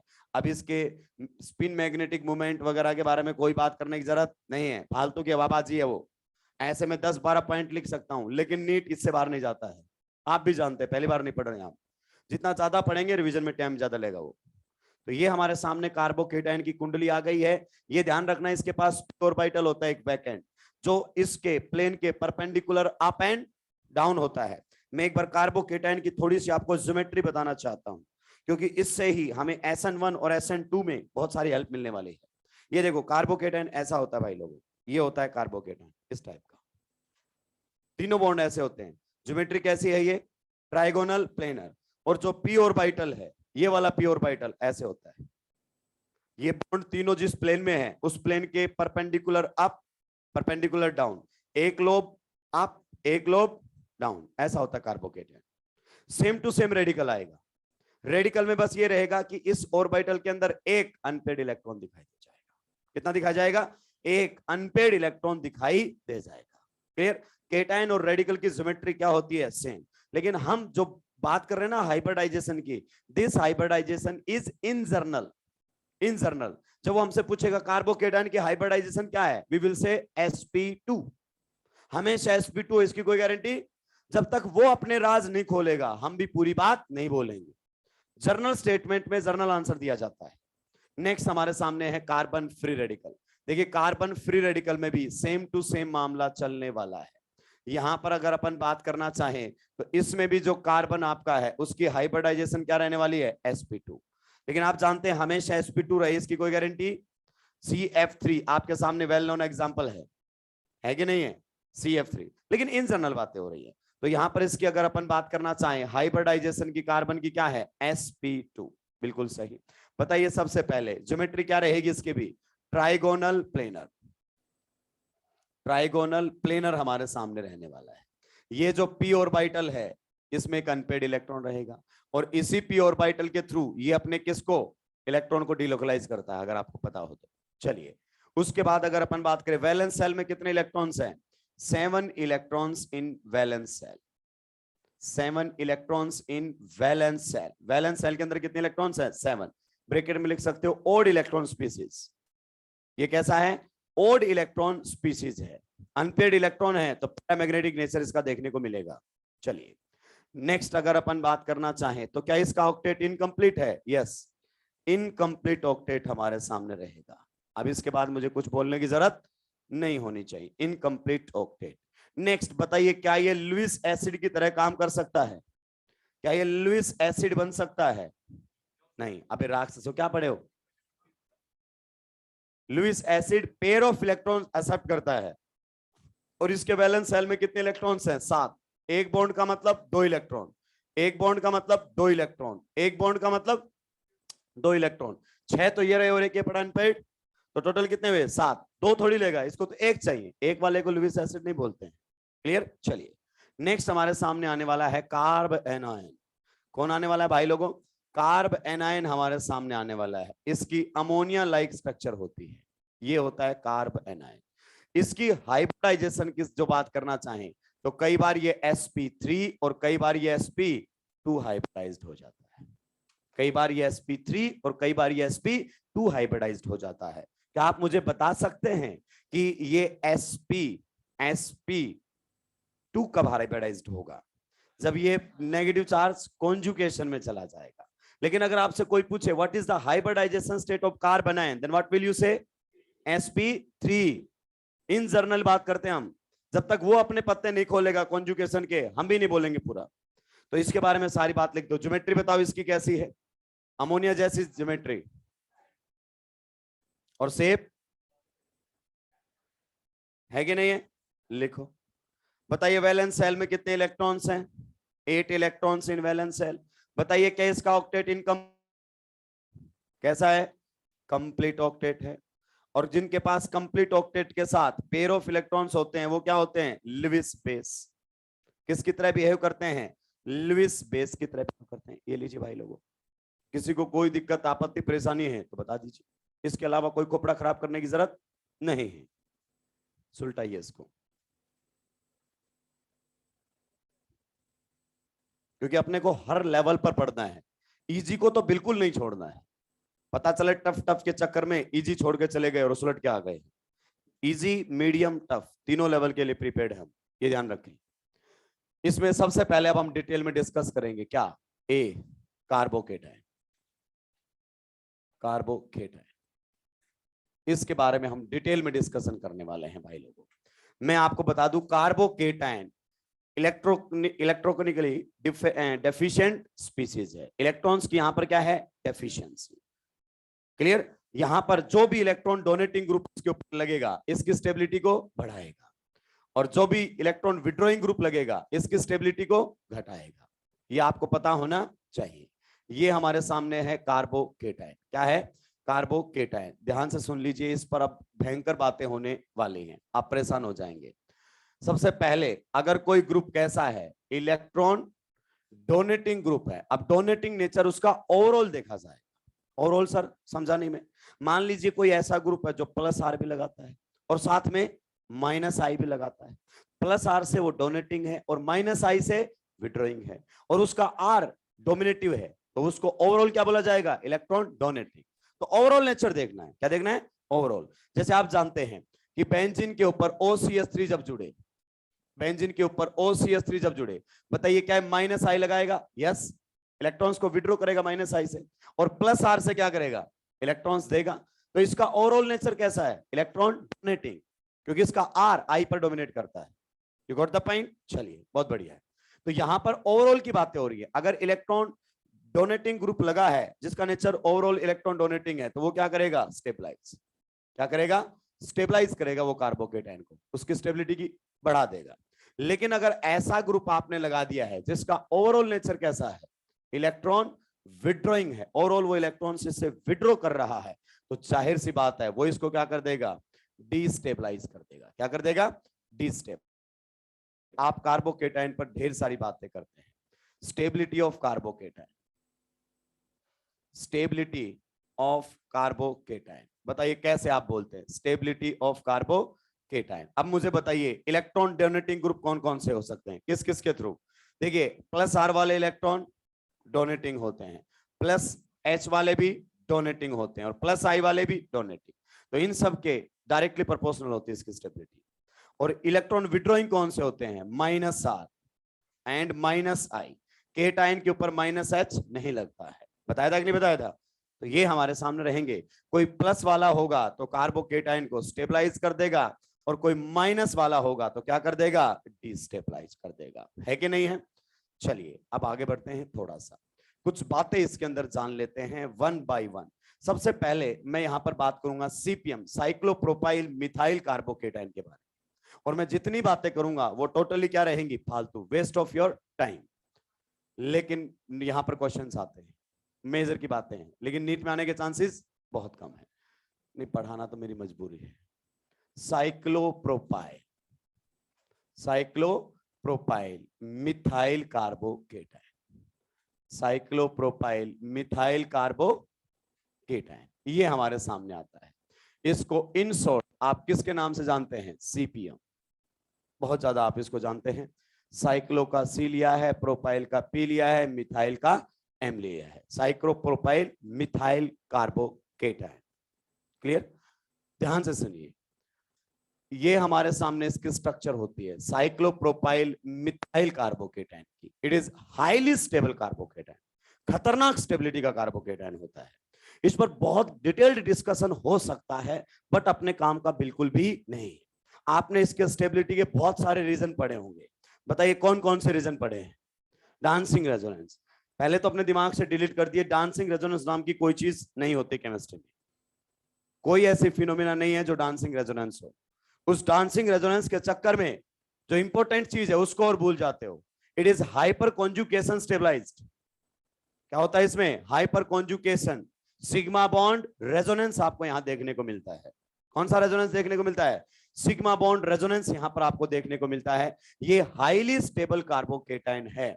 इसकी स्टेबिलिटी को जानने से पहले हमें थोड़ा सा साइक्लोप्रोपेन के बारे में जानना पड़ेगा। चलिए जानते हैं साइक्लोप्रोपेन के बारे में। देखिए साइक्लोप्रोपेन की अगर अपन बात करें, हमने आइसोमेरिज्म नहीं पढ़ा है तो थोड़ा सा बताना पड़ेगा। साइक्लोप्रोपेन में प्लेनर रिंग होती है, मेरी बात को ध्यान से सुनना। साइक्लोप्रोपेन के अंदर क्या होती है? Planar ring. मैंने मॉलिक्यूल के प्लेनर होने का कोई दावा नहीं किया है, क्योंकि कार्बन की हाइब्रिडाइजेशन क्या है? sp3। कैसी है? sp3। और sp3 अगर एक भी एटम आ जाए तो मॉलिक्यूल प्लेनर नहीं हो सकता। I am not talking about the molecular planarity, I am talking about ring is planar. Ring is planar मतलब ये तीनों कार्बन एटम जो हैं वो एक ही प्लेन के अंदर लाई करते हैं। क्या ये डिफरेंट प्लेन के अंदर जा सकते हैं? आप बताइए। अगर ये कोशिश भी करे तो क्या ये तीनों एटम्स डिफरेंट प्लेन के अंदर जा सकते हैं? नेवर। अगर आपने मैथमेटिक्स पढ़ा है तो आप जानते हैं दो लाइन हमेशा क्या, दो पॉइंट हमेशा क्या बनाते हैं? एक लाइन। और 3 पॉइंट कहीं भी रख दे, क्या बनाकर देंगे? एक प्लेन। क्या बनाकर देंगे? एक प्लेन। तो ये चाहकर भी आउट ऑफ प्लेन नहीं जा सकता। इसके तीनों कार्बन एटम एक ही प्लेन के अंदर लाई करते हैं। अगर लाई करते हैं तो ये तो ट्राइंगल बन गई परफेक्ट। प्लेनर मतलब आप बिल्कुल ज्योमेट्री से उसको कनेक्ट कर सकते हैं, मैथमेटिक्स से। तो ट्राइंगल बन जाएगी। ट्राइंगल के भी तीनों पॉइंट्स एक ही प्लेन में लाई करते हैं, यस। तो में इंटरनल एंगल कितना होता है? 60 डिग्री। कितना होता है? 60 डिग्री। ये भी कितना रहेगा? 60 डिग्री। ये भी कितना रहेगा? 60 डिग्री। पागल हो जाएगा ये कंपाउंड। तो कैसे पागल हो जाएगा सर?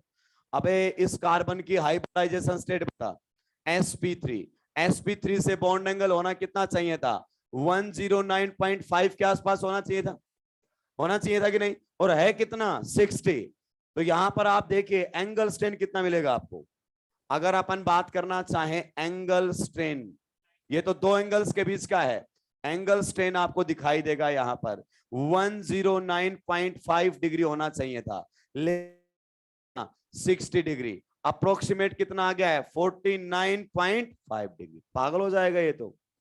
ये तो यहां पर है एंगल स्ट्रेन, इतना एंगल स्ट्रेन इन दोनों बॉन्ड के बीच में है, और इतना एंगल स्ट्रेन इन दोनों बॉन्ड के बीच में है। पागल हो जाएगा। इसीलिए ये हाईली अनस्टेबल था। थोड़ी देर पहले हमने देखा था 3 मेंबर्ड रिंग क्या थी? Highly unstable due to angle strain. बताता हूं, देखिए मैंने बहुत बेहतरीन तरीके से सब्जेक्ट को कनेक्ट किया है। आप जानते हैं, बताइए इन दोनों बॉन्ड्स के बीच में एंगल कितना है? 60 डिग्री।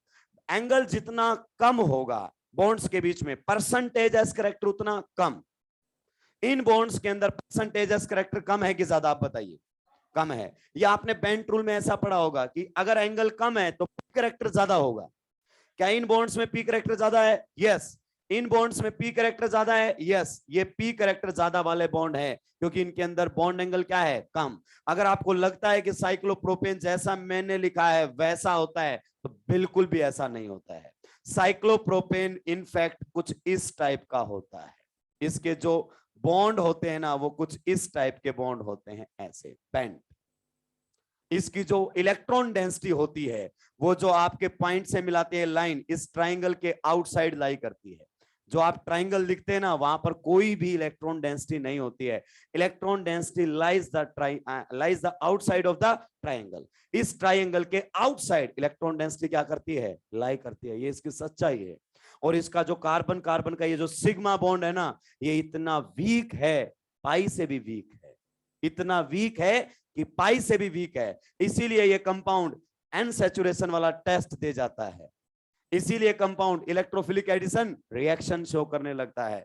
तो ये एक प्रकार से पी ऑर्बिटल है, पाई बॉन्ड जैसा दिखाई देता है। किस जैसा दिखाई देता है, पाई बॉन्ड जैसा दिखाई देता है, ड्यू टू एंगल स्ट्रेन। और ये खास बात केवल और केवल 3 मेंबर रिंग के अंदर होती है। किसके अंदर होती है, 3 मेंबर रिंग के अंदर होती है। इन बॉन्ड्स में अगर अपन बात करना चाहें तो क्या रहेगा, मोर परसेंटेज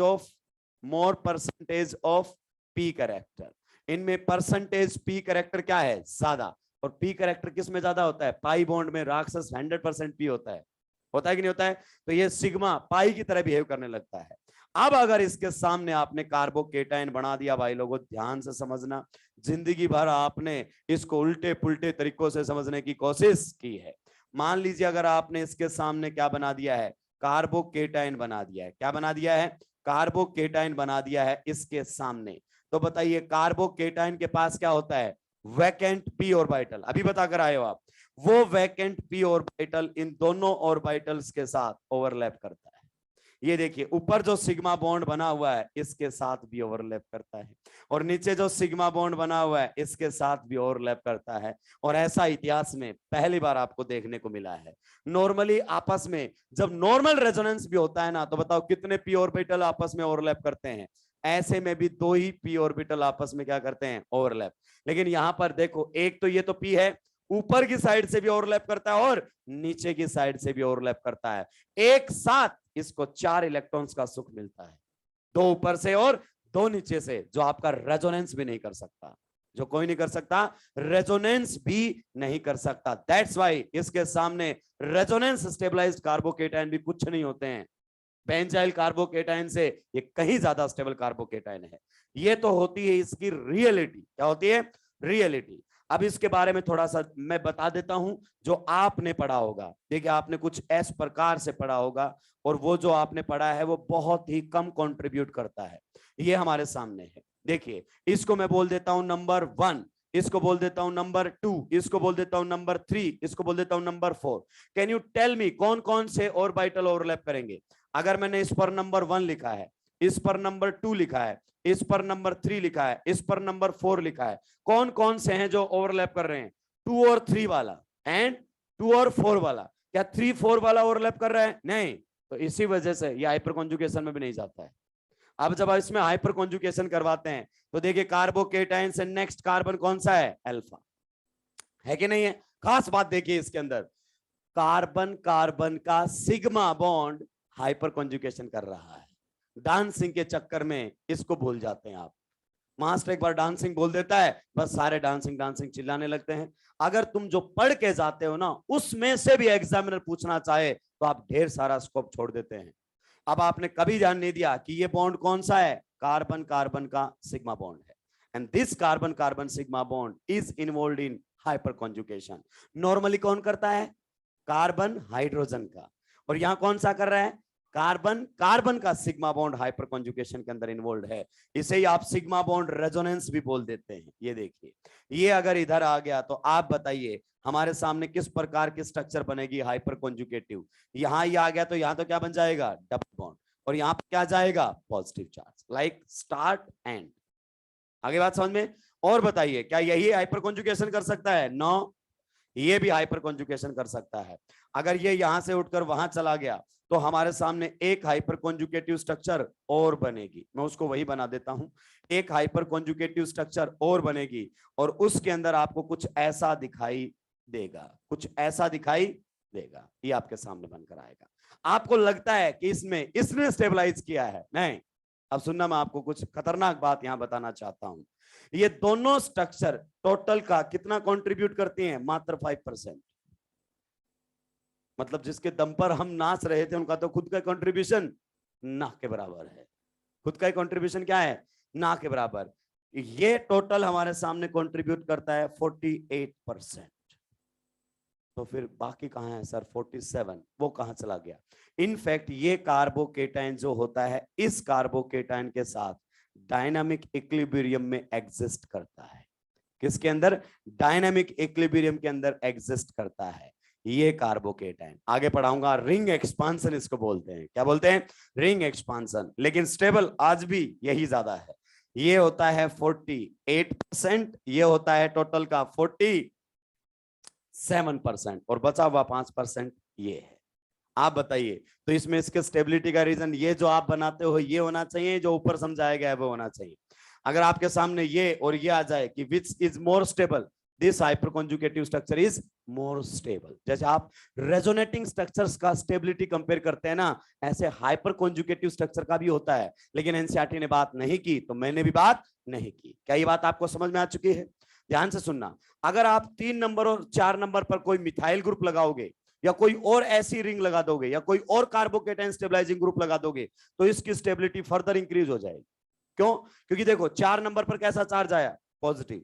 अगर यहां पर कोई कार्बोकेटाइन स्टेबलाइजिंग ग्रुप है तो इसकी स्टेबिलिटी और बढ़ेगी। और 3 नंबर पर भी कैसा आया? पॉजिटिव। तो 3 या 4 पर जैसे जैसे आप कार्बोकेटाइन स्टेबलाइजिंग ग्रुप लगाओगे तो इसकी स्टेबिलिटी फर्दर इंक्रीज हो जाती है। लेकिन नीट में इससे रिलेटेड क्वेश्चन आने की कोई संभावना नहीं है, कोई संभावना नहीं है, क्योंकि एनसीईआरटी ने इसके बारे में कहीं कोई बात नहीं की है। स्टेबिलिटी तो इसको गजब की है लेकिन उसने बात नहीं की है। हायर लेवल पर ही डिस्कस होता है। छाप ही आगे बढ़ूंगा, छाप तो लीजिए, कम से कम इतनी मेहनत की है मैंने।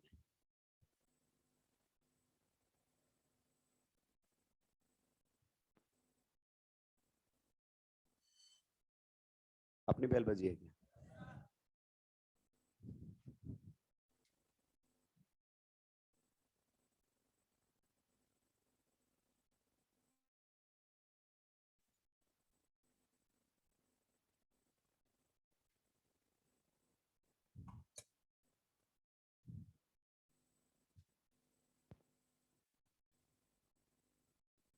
चलिए बाकी की बात करेंगे अपन नेक्स्ट क्लास में।